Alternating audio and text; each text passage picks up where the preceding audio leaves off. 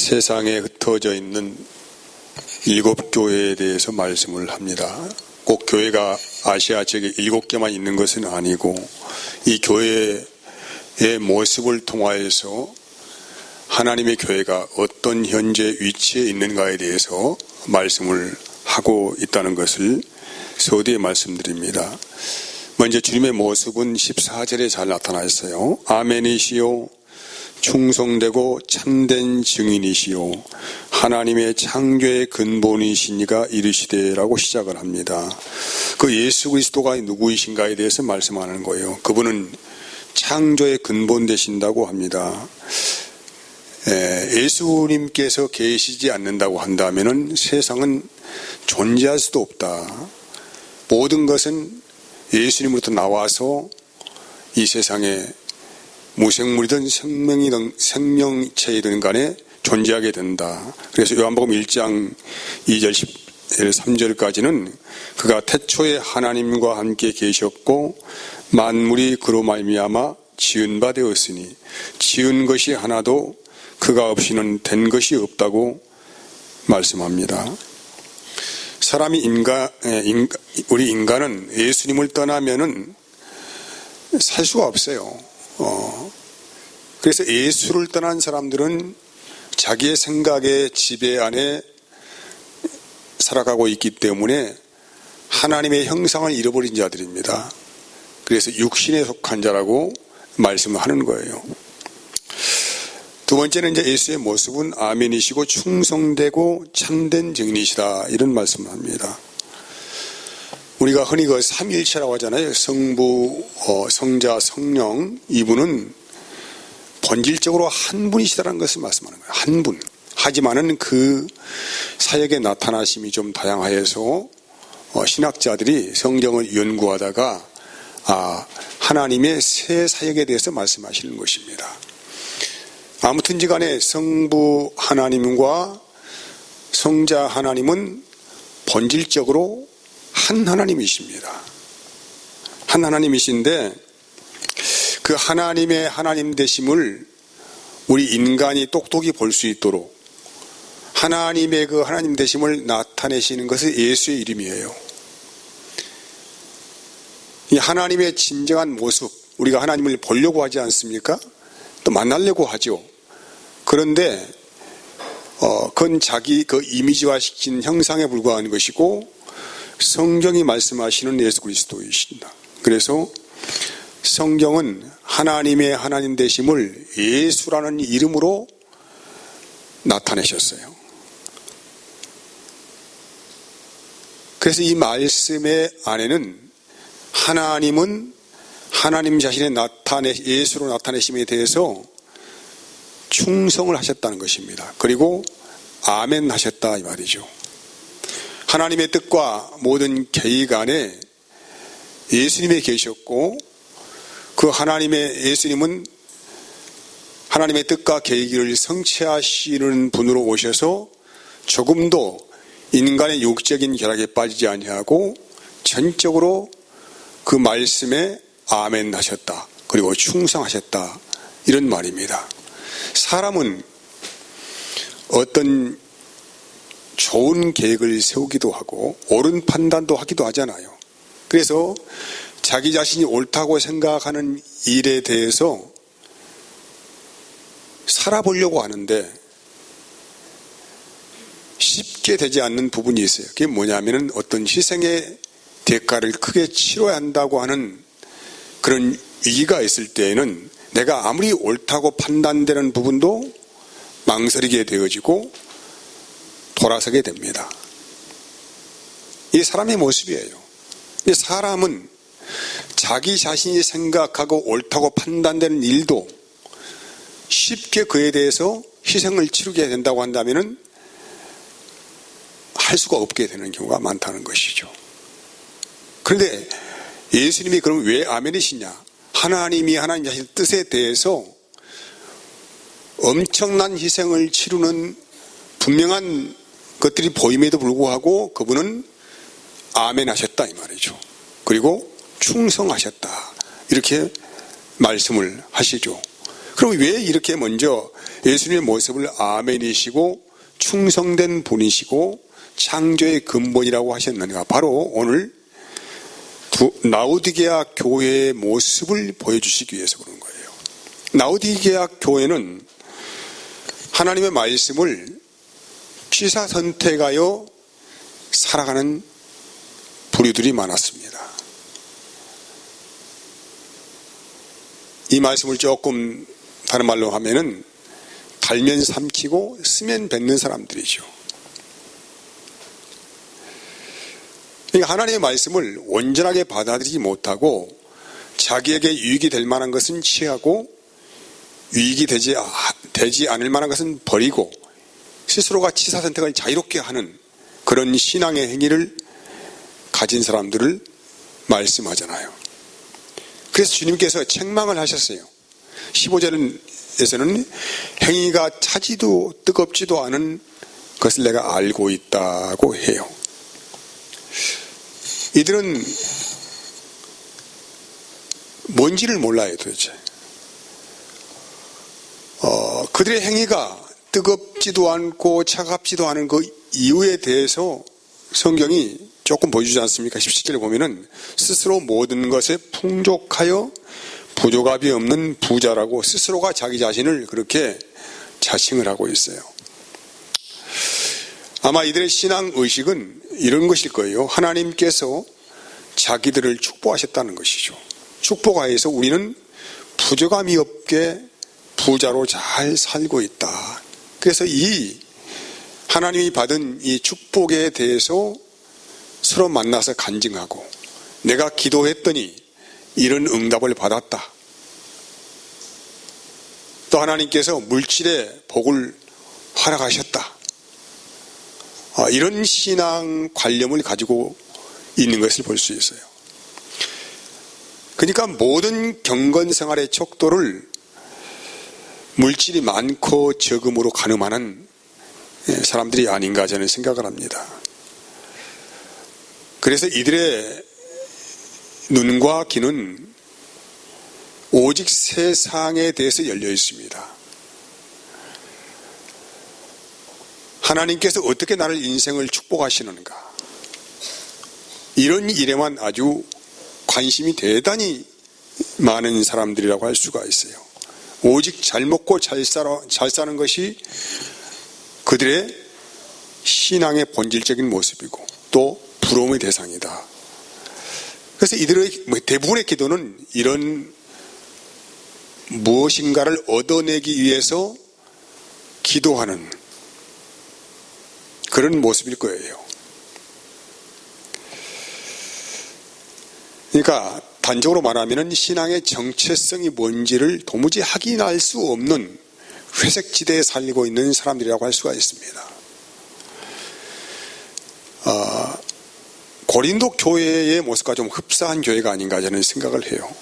고전 11장에 보면은 그 성만찬에 대해서 소개를 하고 있는데 성만찬은 여러분 잘 아시는 대로 예수님께서 마지막 유월절을 제자들을 불러 모아서 함께 식사를 하시면서 빵과 잔을 나누시는 의식을 행하지 않습니까? 근데 빵과 잔을 나누시면서 이 빵을 나누시면서 이것은 너희를 위하여서 주는 내 몸이다 이렇게 말씀하시잖아요. 그리고 잔을 나누시면서 너희를 위하여 흘리는 나의 피다. 바로 나의 몸과 피가 바로 성만찬이다. 그래서 너희는 일생 동안 이것을 잊지 말고 기념을 하고 살아라 이런 부탁을 하신 것입니다. 우리는 주님의 몸에 함께 참여가 되어진 사람들이다 이 말이죠. 그런데 고린도 교회는 이 성만찬을 엉망진창으로 만들어버린 교회예요. 그 당시에는 이제 회당에 매주일마다 함께 모여서 말씀을 서로 나누기는 하는 교제를 했습니다. 이걸 예배라고 하지 않습니까? 그런 가운데 각자의 집에서 음식을 가지고 와요. 가지고 와서 함께 음식을 먹고 말씀 교제하고 또 성만찬을 합니다. 떡과 잔을 나눈다 이 말이죠. 그래서 매주일마다 그 당시에는 모여서 성만찬 의식을 행했어요. 왜? 주님께서 일생 동안 이것을 기념하라고 했으니 그들은 모일 때마다, 교회로 모일 때마다 성만찬을 했다는 것입니다. 근데 문제가 뭐냐면은 그 당시에 그 부자들이고 가난한 사람들이 함께 교인으로 이렇게 같이 돼 있지 않습니까? 그런데 각자의 집에서 음식을 해오는데 부자들은 충분히 음식을 가지고 올 수가 있지 않습니까? 하지만 그 당시 가난한 사람들은 아무튼 어떻게 입에 담을 수 없는 그런 극심한 가난이 있었어요. 그 당시에는 노예 제도가 또 있었던 때입니다. 그래서 빈부의 격차가 아주 심했다는 얘기죠. 그래서 가난한 사람들은 음식을 가지고 오고 싶어도 가지고 올 수 없는 그런 형편에 있는 분들이 많이 있었다는 것입니다. 그런데 그 당시에 부자들은 음식을 싸 가지고 와서 먼저 먹어버렸습니다. 왜? 가난한 이웃에 대해서 하찮게 생각했다는 거예요. 그래서 먼저 먹어버리고 늦게 온다거나 또 음식을 싸오지 못하는 가난한 사람들은 음식을 함께 나누지 못했습니다. 자기 배만 부르면 된다 이 말이죠. 자기 배만 부르고 가난한 이웃에 대해서 전혀 배려하지 않는 상태에서 그들은 성만찬 의식을 행했습니다. 그래서 바울 사도가 말하는 거예요. 야, 배가 고프면은 차라리 집에서 먹고 와라. 그렇게 아주 심각하게 말하는 거예요.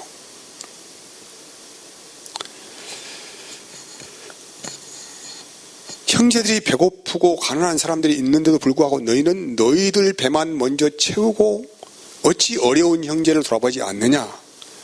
그렇게 하면서 너희가 성만찬을 하겠다고 주의 몸을 분별하지 못하고 그렇게 앉아 있느냐. 이것을 책망하시는 내용이 기록이 되어 있어요. 이들은 이런 의식 안에서 신앙생활을 하는 사람들이기 때문에 만나기만 하면 서로가 불평을 쏟아내고 파당 싸움하고 주의 몸된 교회를 상처내고 찢기는 일을 했다는 것입니다. 도대체 교회가 무엇인데요? 교회는 에베소서에서는 주님의 지체라고 말씀하는 거예요. 한 몸이 된 지체라는 것이죠. 근데 너희가 어찌 그렇게 서로가 분쟁하고 자기 배만 채우면서 가난한 이웃을 업수 여기고 그렇게 살아가느냐. 이런 모습을 가지고 너희는 어찌하여 주의 몸을 분별하지 못하고 신앙생활을 하고 있느냐라고 깊이 책망하시는 말씀을 하는 것입니다. 아무튼지 간에 뭔가 근본이 잘못되어 있는, 근본이 삐뚤어져 있는 그런 허구의 교회를 보여주고 있어요. 이같이 라오디게아 교회에도 자신들의 모습을 변별하지 못하는 영적 무지에 사잡힌 자들의 모형을 우리에게 보여주고 있어요. 그래서 주님이 보시기에는 이들의 모습은 너무나도 가련하다, 불쌍하다. 그들은 벗어있고 수치가 드러나 있다. 그래서 18절 말씀은 그렇게 말씀하고 있습니다. 왜 이렇게 됐을까요? 자기 자신의 모습을 전혀 보지 못한 것입니다. 이들은 자기 자신만 만족하면 돼요. 그래서 눈이 멀고 귀가 멀고 궁상맞은 영적 가난뱅이의 모습을 가지고 있어요. 여러분, 사람을 고칠 수 있는 유일한 길은 본인 자신이 환자인 것을 알아야 해요.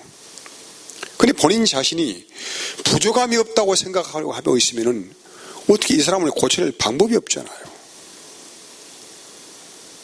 조금이라도 자기의 부족함을 알면은 고쳐낼 수가 있지 않습니까? 근데 나는 전혀 부족할 것이 없는 사람이라는 것이죠. 나는 부자다. 나는 뭐든지 할 수가 있다. 하나님이 이렇게 나를 축복을 하셨다. 이런 자기 스스로의 만족에 치여 있는 사람에 대해서 어떻게 고쳐낼 수가 있겠습니까? 여러분, 그래서 이들은 그렇다고 해서 충성을 안 하는 것이 아니에요. 이들이 기도상 안 합니까? 하지요. 우리가 현재 주위의 교인들을 둘러보아도 그 사람이 기도 생활 참 많이 하고 여러 가지 충성된 일 많이 한다고 해서 그 사람의 신앙이 바른 신앙이냐? 그렇지는 않다는 것이죠. 물론 사람은 마음에 있는 열정과 그는 주님 사랑하는 마음이 분명하게 밖으로 표현되게 되어 있습니다. 하지만 그 모습이 다는 아니라는 것이죠.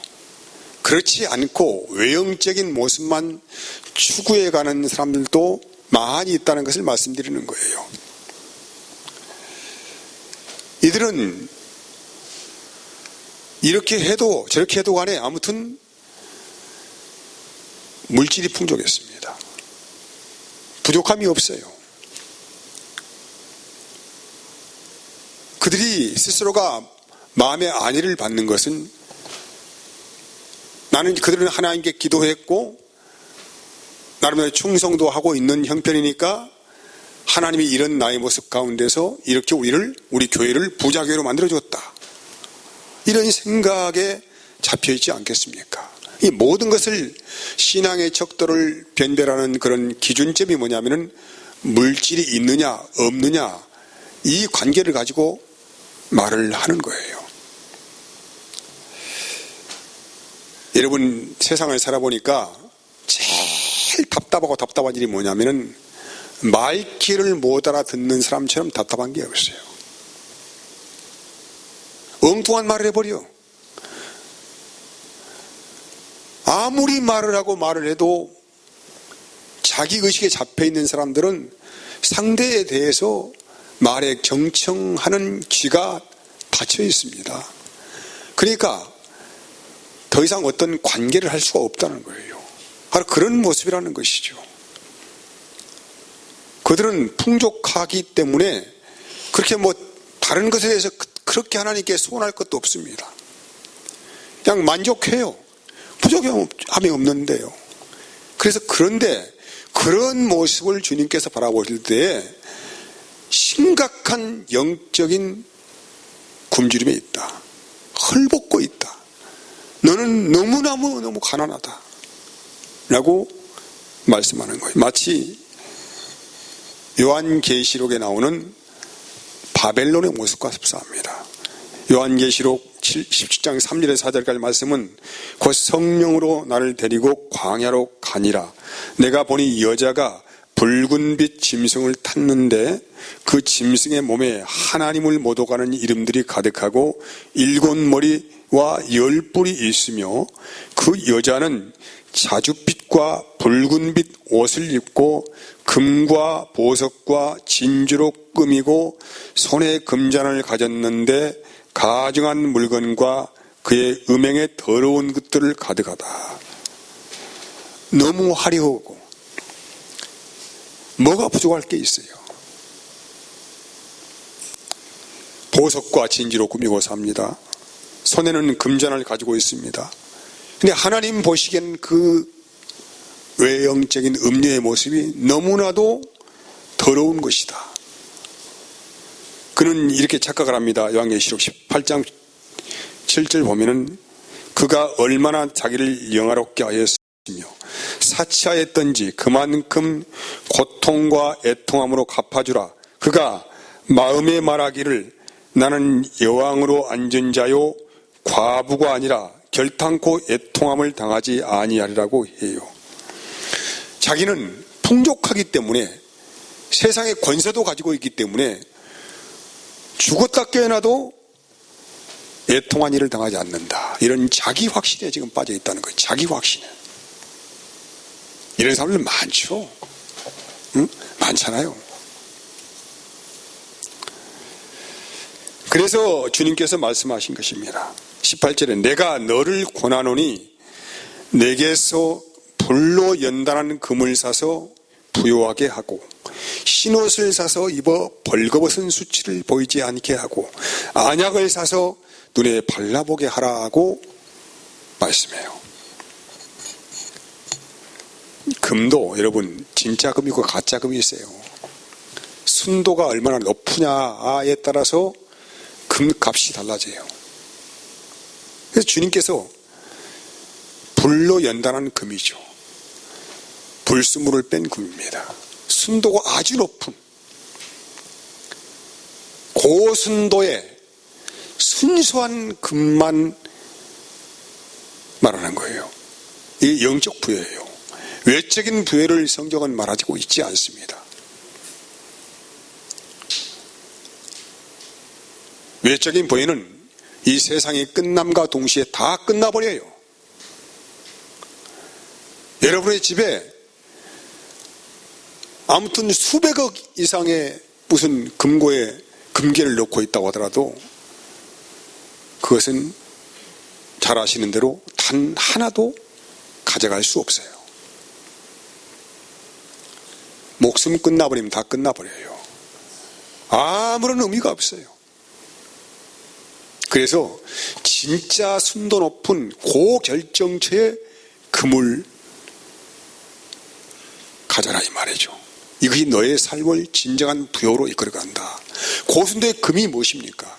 영원히 변치 않는 하나님의 말씀, 바로 예수 그리스도이십니다. 그리고 흰옷을 사서 벌거벗은 수치를 보이지 않게 하라. 우리의 옷은 누더기 같습니다. 냄새나고 낡아 있어요.